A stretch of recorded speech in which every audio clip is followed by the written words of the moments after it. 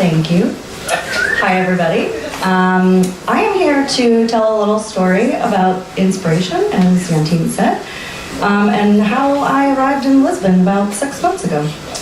So, when I was 2 years old, won't tell you how long ago that was, but it was a while ago, we had a nanny that took care of my two brothers and myself, and her name is Dina, and she happens to be Portuguese. So she lived with us for a couple of years, but the interesting part about how we got Dina as a nanny was that my parents weren't looking for a nanny. She was actually the nanny of one of our neighbors, and she used to come to our house all the time as she was dropping off the neighbor's kid. I won't say his name, but so my mom kind of got to know Dina over the course of a few months, just again, dropping off kids, having sleepovers, things like that. We learned that Dina, obviously from Portugal, she moved to the United States when she was 17 because she wanted to get an education. The amazing thing about Dina and her desire for education is that her small village in Santarém in the central Portugal only went to 4th grade. So she put herself on 2-3 buses, literally rode a donkey to get to school and get herself an education and graduated high school. Did this all on her own. Her parents thought she was crazy, but she said, nope, I need an education, I want to do it. I want to go to the United States, have an education. So when she was 16, she finished school early, applied to Harvard University, and was accepted. But the problem was that Harvard University didn't give her a scholarship. So she didn't get to go to Harvard. But what she did do was answer an ad in the London Times for a nanny that was in New York. So she goes, gets this job, tells these people, hey, I'm going to be your nanny, I want to go to school. They were going to pay for her to go to classes. She moves to New York. Things are great. She's in New York for a couple months. They move to Florida. They become her neighbors. Well, as soon as they get to Florida, these people stopped paying her. They were they were emotionally abusing her, physically abusing her by stopping paying her. They were threatening to call immigration on her, and they were really, really treating her poorly. The only reason my mom found this out is because Dina started to confide in my mother. Then one night my brother decides to spend the night at their house. The parents are fighting and yelling and screaming. My brother's so upset. He calls my parents and says, can you come pick us up? So my parents kind of already knew that there was this pattern of aggression in this family. So of course we'll come pick you up, we'll get you right home. So right then and there, the neighbor kid was allowed to come to our house and play anytime he wanted, but my brother wasn't allowed to go there. Then one night, again, some bad things happened, and my mom, Dina was confiding in my mom, and my mom said, here's keys to our house.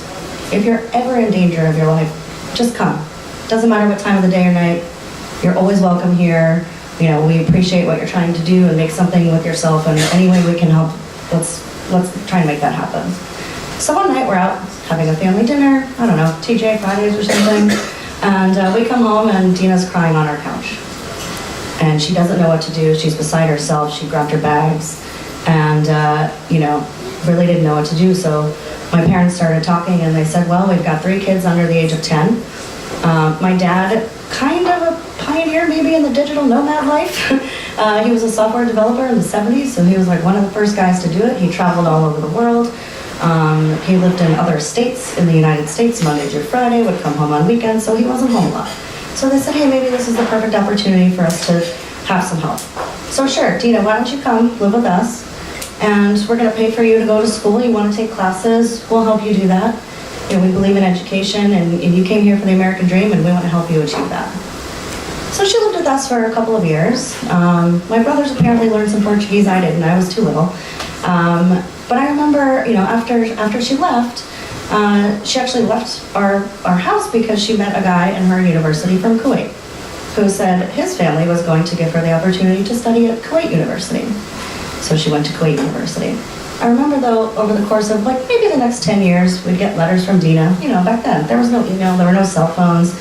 You just had to, write snail mail, and that's how you kept in touch with people. But I always remember, getting those letters, and the family would be so excited. Oh, we got another letter from Dina, and she would always have little messages to my brothers and me, and we'd get so excited and learn what she was doing. Well, lo and behold, after being in Kuwait University for a couple of years, she reapplies to Harvard University and gets accepted and gets a scholarship. So she goes to Harvard, She actually gets her PhD in geology, and she ended up working for Aramco Oil Company, if you know who they are, Saudi oil company, and traveled the world sourcing oil for 25 years with Aramco Company. Eventually, after about 10, 15 years, she left my family's house. We completely lost touch.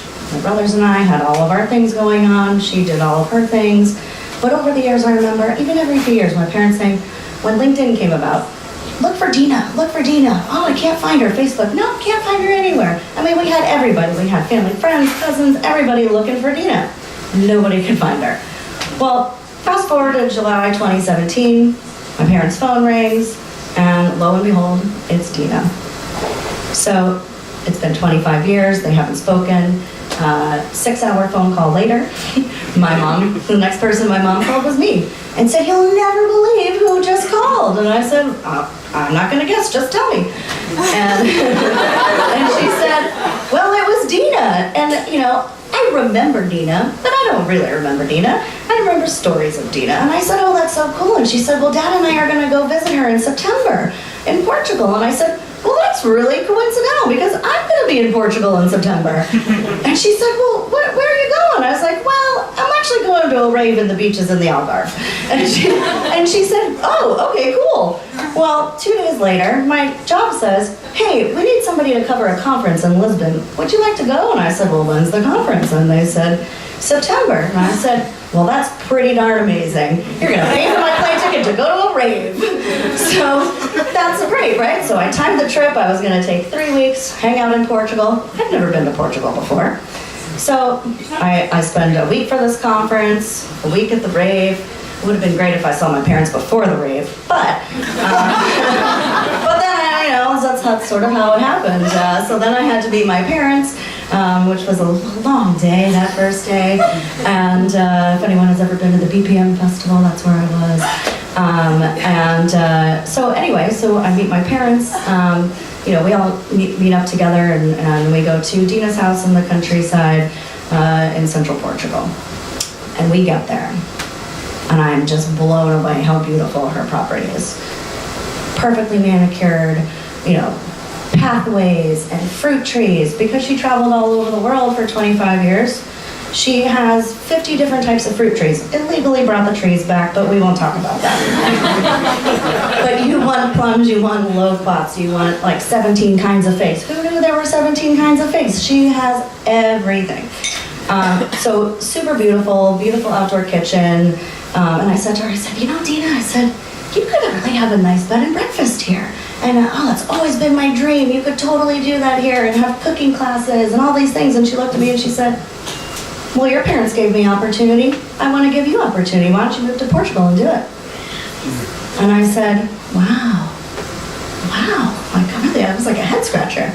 And I said, well, let me think about that. I've got a really nice job in New York, but let me maybe work that into like the 5-year plan.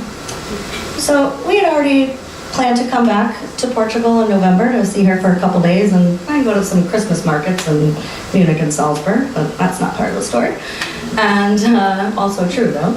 But yeah, so we were supposed to go over Thanksgiving weekend, if you know when that is, end of Thanksgiving. Well, about a week before we were supposed to come back to Portugal and visit her, 2 days before my 40th birthday, now you know how old I am, I was laid off from my job. And the first phone call I made was to my parents, and I said, well, I got laid off. Kind of knew something was coming in the company. We got bought out, so they laid off 300 people in one day. And my parents said, well, don't worry. Unfortunately, this has happened before, and you always bounce back.